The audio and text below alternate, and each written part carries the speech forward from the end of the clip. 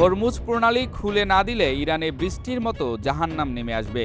Donald ট্রাম্পের এই হুমকি এখন যুদ্ধের নতুন মোড় তৈরি করছে। কারণ এটি আর কূটনৈতিক সতর্কবার্তা নয়, সরাসরি সর্বগ্রাসী সামরিক আঘাতের ঘোষণা। বিশ্ব তেলের প্রায় 1/5 যেখান দিয়ে যায় সেই হরমুজ এখন শুধু একটি জলপথ নয়, এটি হয়ে উঠেছে পুরো যুদ্ধের কেন্দ্রবিন্দু। এই উত্তেজনার মধ্যেই যুক্তরাষ্ট্রের একটি যুদ্ধ বিমান ভূপাতিত হওয়ার ঘটনা পরিস্থিতিকে আরও জটিল করে তুলেছে। শুধু বিমান হারানোই নয়, তার সাথে থাকা অস্ত্র পরিচালনা কর্মকর্তা এখনও নিখোঁজ।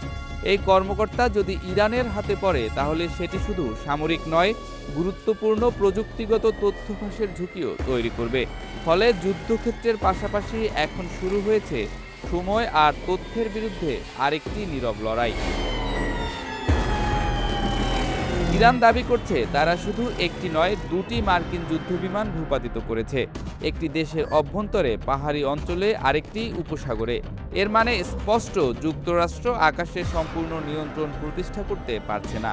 ইরানের বহুমাত্রিক প্রতিরক্ষা ব্যবস্থা এখনও সক্রিয় এবং সেটি এই যুদ্ধকে দীর্ঘমেয়াদী রূপ দিচ্ছে। অন্যদিকে যুক্তরাষ্ট্র ও ইসরায়েল এখন সরাসরি ইরানের অর্থনীতির উপর আঘাত করছে।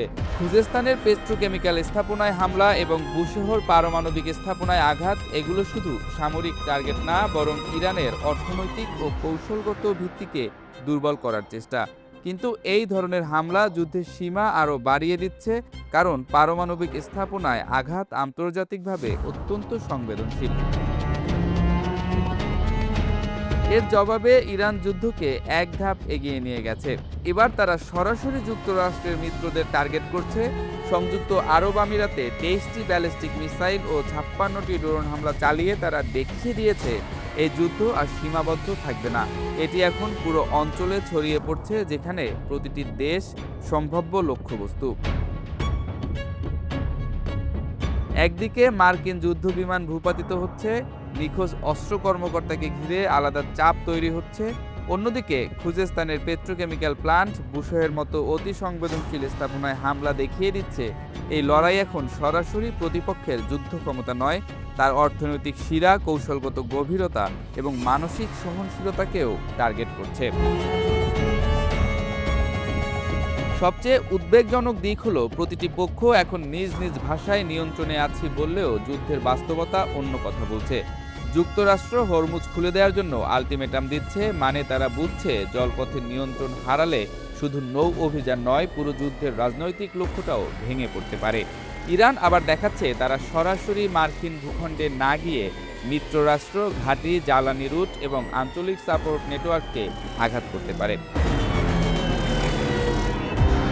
এখানে সবচেয়ে বড় সামরিক সত্যটি হলো এই যুদ্ধ যুক্তরাষ্ট্রের জন্য জয়ের বদলে ধীরে ধীরে হতাশা আর গ্লানিতে রূপ নিচ্ছে। যত দিন যাচ্ছে প্রতিটি আক্রমণের সাথে নতুন প্রশ্ন যোগ হচ্ছে, পাল্টা জবাব কোথায় আসবে? আকাশে, সাগরে, না উপসাগরীয় মিত্রদের মাটিতে? হরমুজকে ঘিরে এই লড়াই তাই শুধু তেলের না, সময়েরও। প্রণালী বন্ধ থাকলে বাজারে শুধু জ্বালানির দাম বাড়বে না, বিমা খরচ বাড়বে, শিপিং ব্যাহত হবে, উপসাগরীয় স্থিতিশীলতা নড়ে যাবে, আর সেই ধাক্কা শেষ পর্যন্ত গিয়ে পড়বে বিশ্ব অর্থনীতির ওপর। ট্রাম্পের অল হেল হুমকি তাই আসলে সামরিক ভাষার আড়ালে এক রাজনৈতিক স্বীকারোক্তিও। হরমুজ খুলতে না পারলে যুদ্ধক্ষেত্রের সাফল্য দিয়েও কৌশলগত বিজয় দাবি করা কঠিন। যুদ্ধ এখন এমন পর্যায়ে দাঁড়িয়েছে যেখানে একটি বিমান ভূপাতিত হওয়া, একটি উদ্ধার অভিযান ব্যর্থ হওয়া, একটি মিসাইল ভুল জায়গায় পড়া অথবা পারমাণবিক স্থাপনায় আরেকটি আঘাত, যে কোনো এই ঘটনায় সংঘাতকে এক ধাপ না, কয়েক ধাপ এগিয়ে দিতে পারে। বিশ্লেষকরা বলছেন এই মুহূর্তে যুদ্ধের সবচেয়ে নির্মম সত্যটি হলো এটি আর কারো একক নিয়ন্ত্রণে নেই। যুক্তরাষ্ট্র চায় ভয় দেখিয়ে পথ খুলতে, ইরান চায় চাপ বাড়িয়ে শর্ত বদলাতে, মিত্ররাষ্ট্রগুলো চায় বাঁচতে, বাজার চায় স্থিতি ফিরুক। কিন্তু যুদ্ধ এখন এমন এক বিন্দুতে এসে পৌঁছেছে যেখানে সবাই প্রভাব ফেলছে, অথচ কেউ একে থামাতে পারছে না। আর ইতিহাস বলে ঠিক এই ধরনের যুদ্ধ থেকেই মহাযুদ্ধের নির্মমতা শুরু হতে পারে।